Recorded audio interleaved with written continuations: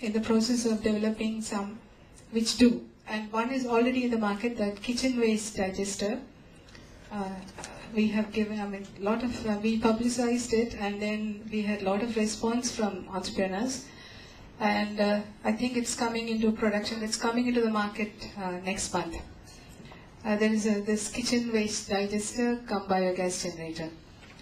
Then we are in the process of developing an integrated household sanitation device which treats all the liquid and solid effluent generated in a household in a compact manner. Long ago we developed a mobile sanitation device for houseboats.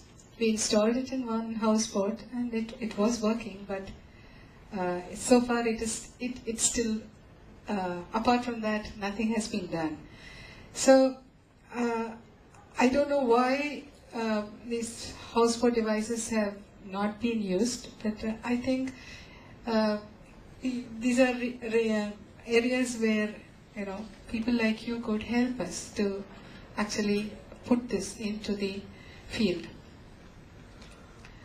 Then coming to centralized solid waste treatment.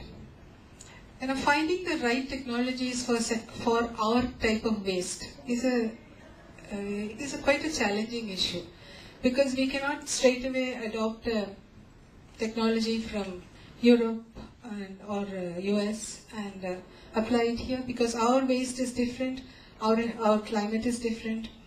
Therefore, there needs to be a lot of thought and research which is not being done.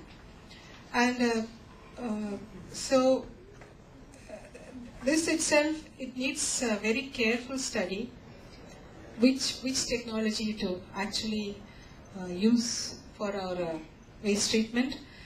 We feel that the government is working in panic and not really studying the issue. They're asking, there is Suchitwa mission which is advertised for people to come and treat the waste, but without specifying what technology. That is also left to the entrepreneur to choose the technology. So, so there's a lot of panic here. Therefore, we feel also that we could do a short-term solution of rectifying the current aerobic composting units which are there in Trivandrum, in Kollam, in Kottayam, in Cochin. Because why is there so much problem? It is because the aerobic composting units are not doing their job properly, because there is not sufficient aeration. The waste is too moist and the atmosphere is too humid, and therefore you need forced aeration to treat our waste here. So we could actually do a short-term measure of rectifying these units with forced aeration, and also the biggest problem is the smell. So biofilters could be, which are actually mandatory in developed countries, these could be installed for odor control. And we have a very nice technology for odor control. That is, we have a biofilter which is made of coconut pith and coconut fiber. And when the smelly air is passed through that, the microorganisms which are on that pith and fiber, they eat up the odor molecules. So it's a working technology. It has been installed in several industries in the state and in Tamil Nadu, and working quite well. So we have proposed that these should be installed in all the municipal solid waste treatment plants in the state. That will create that will at least solve a lot of problems for the neighbors. So that's about cleaning up the environment. These are the technologies we have at the moment. Now let me talk about green livelihoods. What are our technologies which we can offer for starting up green businesses? One of them is livelihoods from natural fibers, coconut, banana, pineapple. But livelihood from coir at this point of time is far from green, because we know that when coir is retted,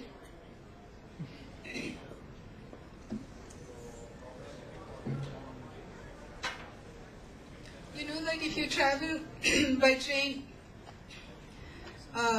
you get this smell of hydrogen sulfide whenever you go past the coagulating areas.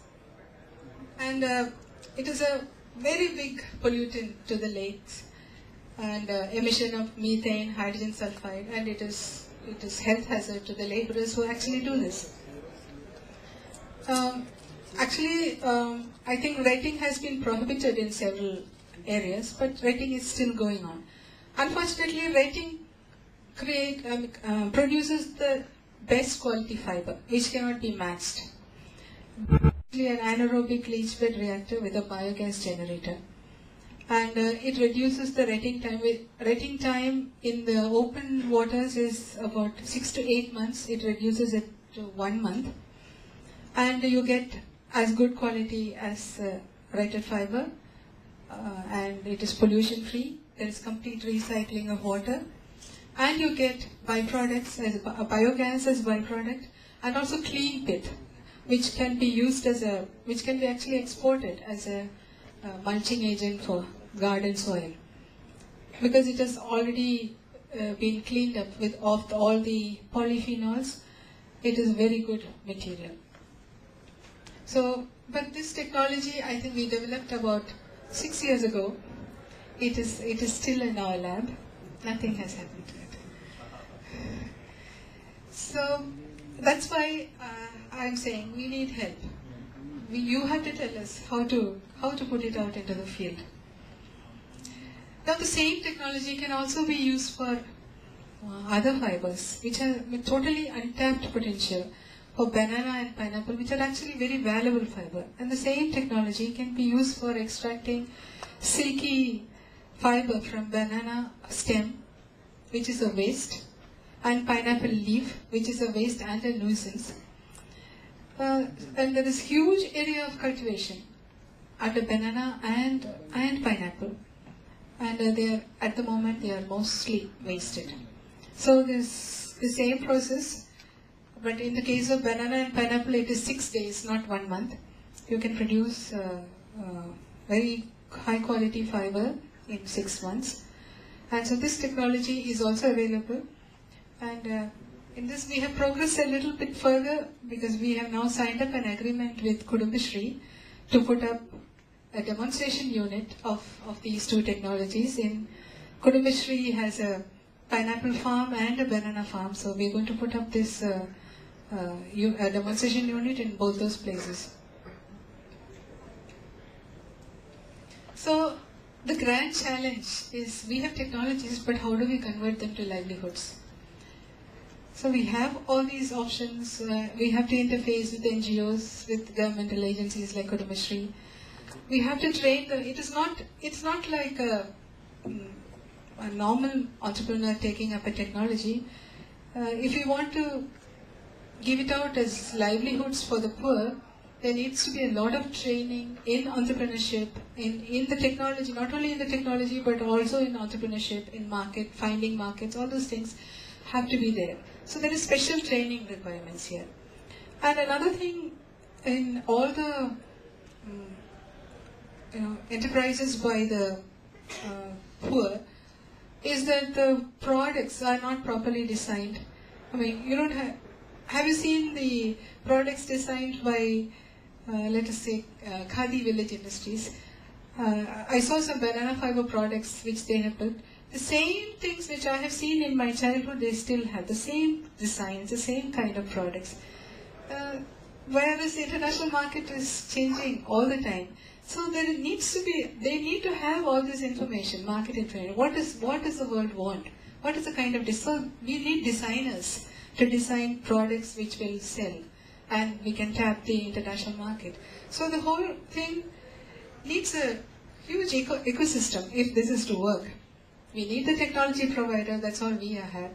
We need product designers, we need the market, we need consultants, we need training and hand-holding. We need to align to government programs, NGOs, we need to tap into funding, and probably corporate social responsibility can also play a part in this. So it's a complicated web of different people. And my request is it possible for TIE to catalyze this ecosystem? I will end up with a few more technologies that we have. We have the same technology. It is a closed rating bioreactor again to produce white pepper from fresh or dried pepper. You remove the skin and you have white pepper. And this is an award-winning technology. We got the WIPO gold medal and the NIDC technology award for this. So this is a potential technology. I mean, this is not on the shelf. A lot of entrepreneurs have taken this technology. And then we have good expertise in spice processing. We have a process for extracting oleoresins from fresh ginger. And Kerala government is now putting up a unit in Wayanad with our technology. And we have a process for red chili which was put up in Karnataka, where we get high color value, aflatoxin free, high export potential chili powder. And then these are a few things which we are developing. Nutritious food products from wasted or underutilized sources. Raw banana peel, which is a waste from chips manufacturing, that can be converted into nutritional fiber product. And then palm nira syrup, that is, you stop the crystallization of the palm nira and you make it in a syrup. And then preservation of jackfruit by osmotic dehydration. We also have some green technologies for saving natural resources. We have a wood substitute, a coir-based wood substitute, which is a moldable product, which is as strong as wood, but it is fireproof, termite-proof, hot and cold water resistant. And we have just now signed an MOU with Kerala Furniture Consortium. Yes, I'm done. Just 1 second. Which is let me also sneak in one of my.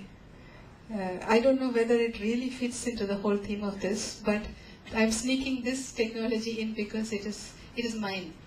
It is my. All the time I've been talking about technologies developed by other people, but I couldn't pass by without mentioning this technology which was developed by my group. It's a software called virtual casting, and it is for simulation of the metal casting process.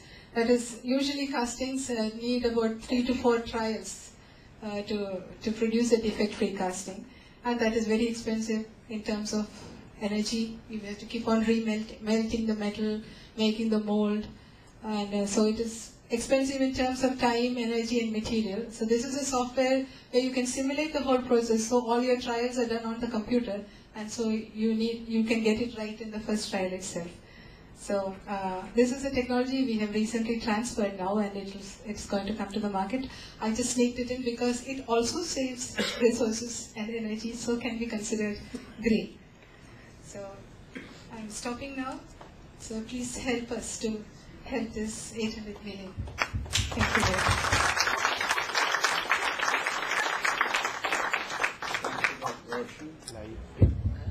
In fact, she has thrown up several ideas for entrepreneurs to look for and adapt and bring into practical businesses.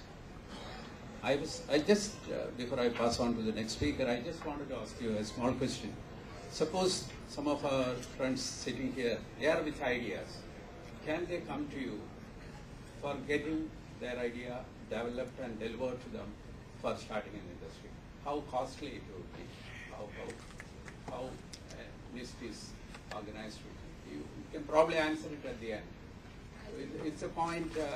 They might all be having many wonderful ideas, but they don't know where to go for development support to take it to a business level. So let's move on to the next last speaker. This is Mr. Ajit Menon, who is the CEO of DS Group of companies from Singapore. He's an international business executive whose strategic insights about market creation and product innovation have helped transform business of small and medium enterprises. He has over 19 years of experience in the field of design and engineering, working with the global companies like Autodesk and Intergraph, and building profitable and sustainable revenue growth for them. He is the CEO of DES group of companies.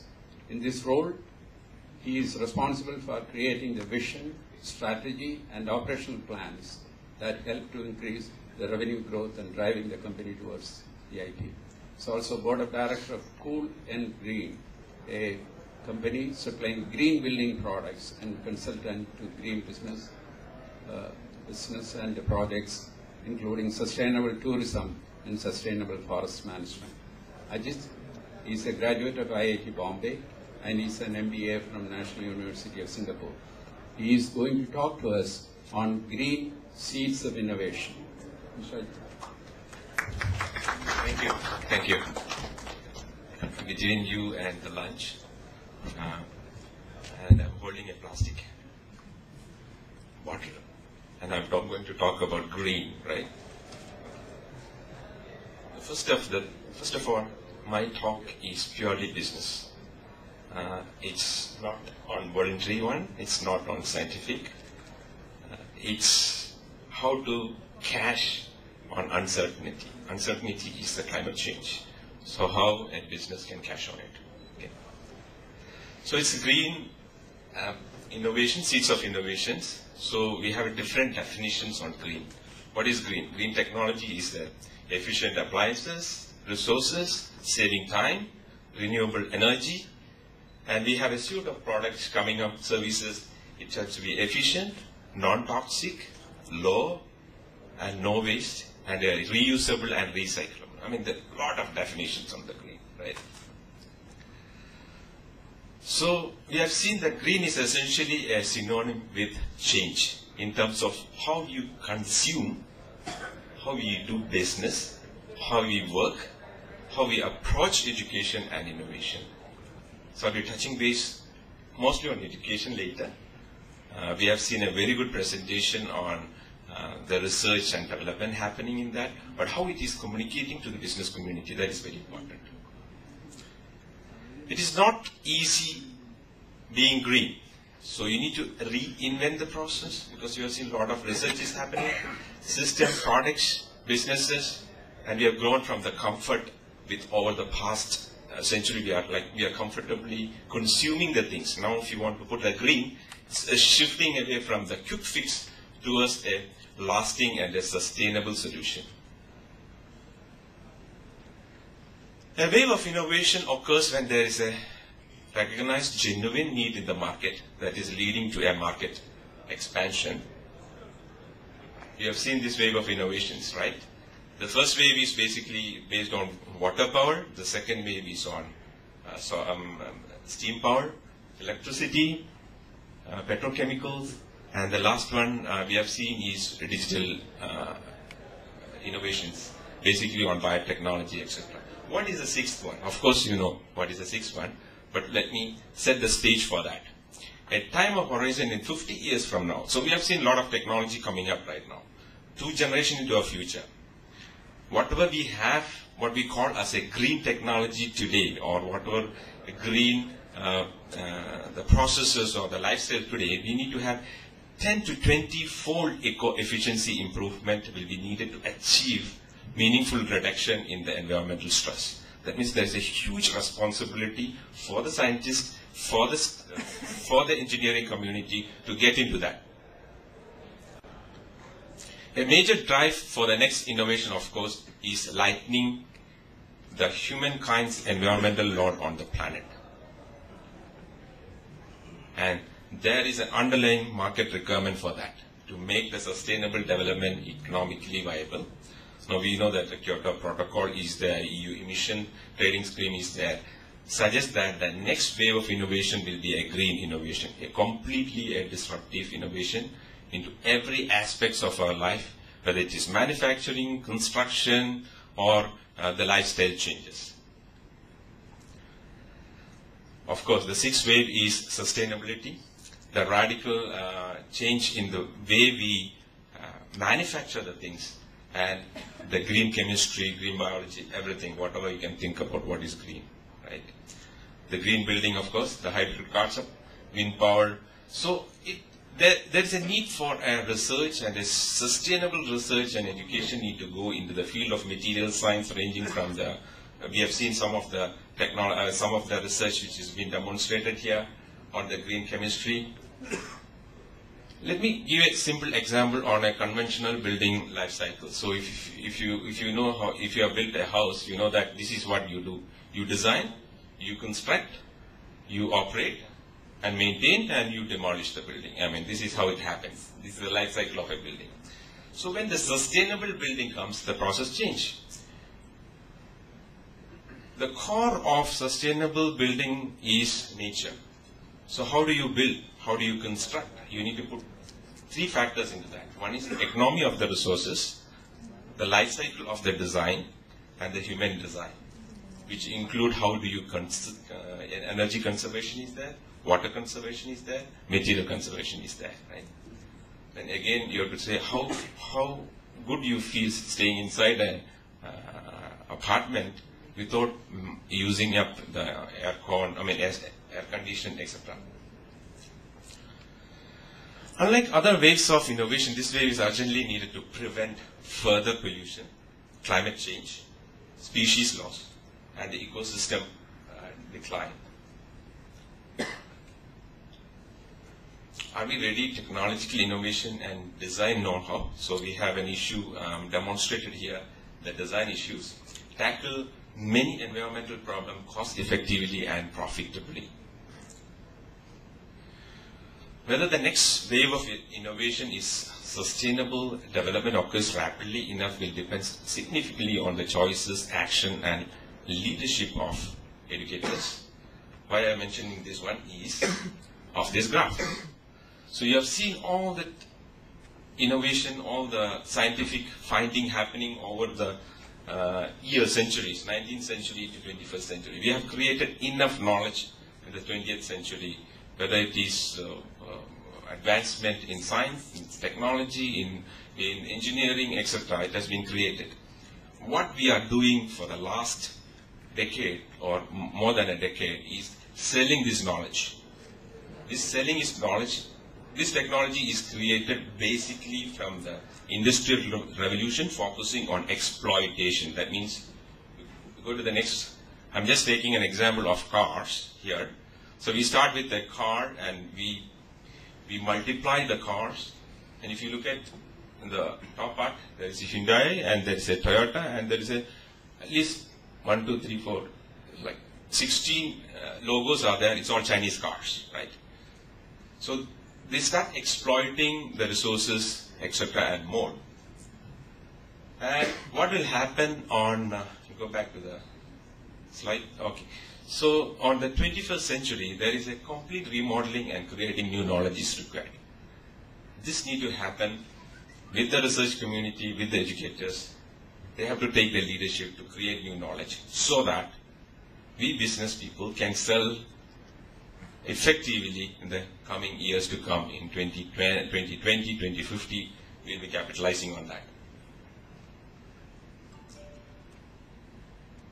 Okay, so if you look at how the current business change when the green technology comes, if you look at construction, agro-base, IT, travel, tourism, medical, wellness, manufacturing, automobile, these are the current businesses which you are doing, right? Now how the green business comes into.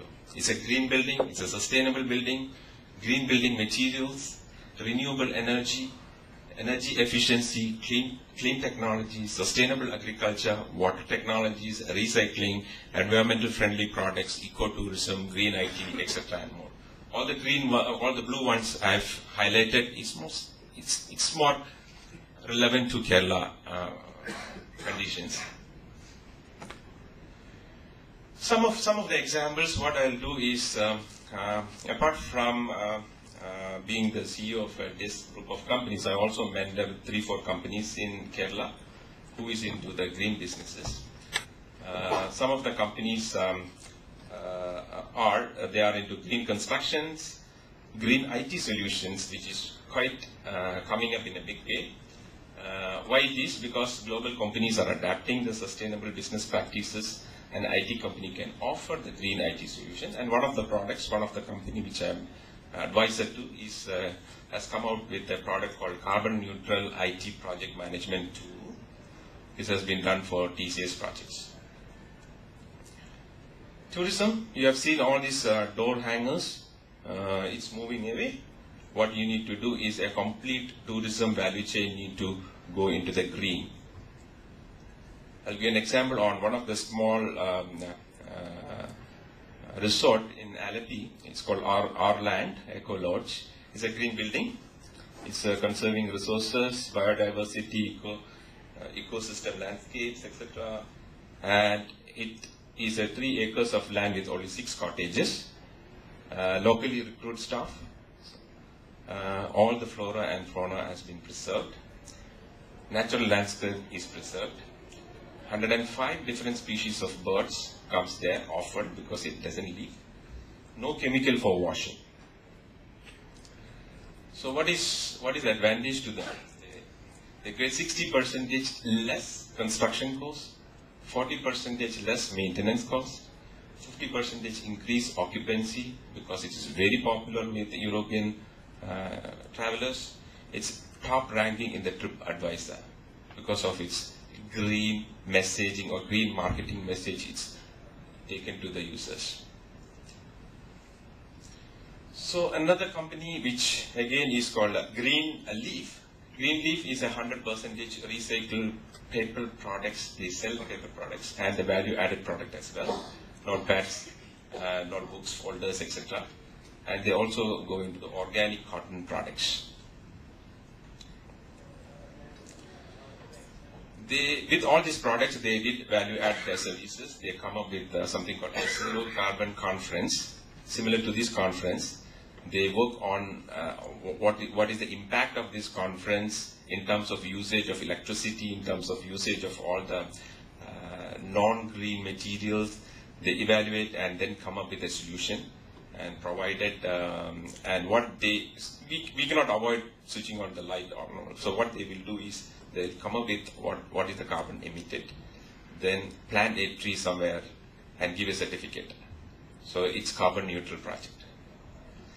Paper exchange program is a big program in Chennai, which they collect all the papers from different neighborhood and creates the value. And invest that one into a green products.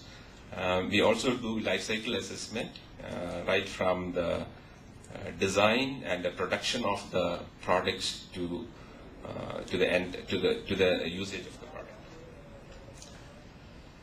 So some of the examples are, it's quite interesting, is carpet recycling one, food containers and the plates from the sugar cane, zero plastic. This is a very quite impressive product. It's a zero plastic from Tapioca. These are all. These 4 products are from Malaysia, and the process of the palm paper, the paper from the palm trees. Of course, the green building. When I was talking about the technology involved, the green building, there are many things are involved in the green building, right? Right from the solar panels, right from the energy efficient appliances, the trees, everything which can create environmental damage has been reduced and put into the green building. This is one of that. I'm sacrificing. Again, the key issue is the design. We cannot sacrifice the design being green. So global companies are good in coming up with good designs. Like business, if you want to sell something, you need to have a good design, right? And this is a car, the future's car from Honda. It's a complete electric car, just introduced 2 weeks back. So business is the only mechanism on the planet today powerful enough to produce the changes necessary to reverse the environmental and the social degradation. So there are companies which make things happen, there are companies which see things happen, there are companies that wonder what happened, right? So get into this cash on the sixth wave of innovation, which is green business, a number of entrepreneurs we call as ecopreneurs started opening the businesses to cash on to this opportunity. Today, green business is an extremely profitable branch of the business world. And from the prestigious multinational to a small locally based company can cash on to this. That's all. Thank you. Thank you, Meena, for we have some time to discuss also. Now the floor is open for discussions, questions and answers. I think we have to limit it to some 5 questions, or probably during the lunch session our experts would be available. We can have further discussions with them. Let's start.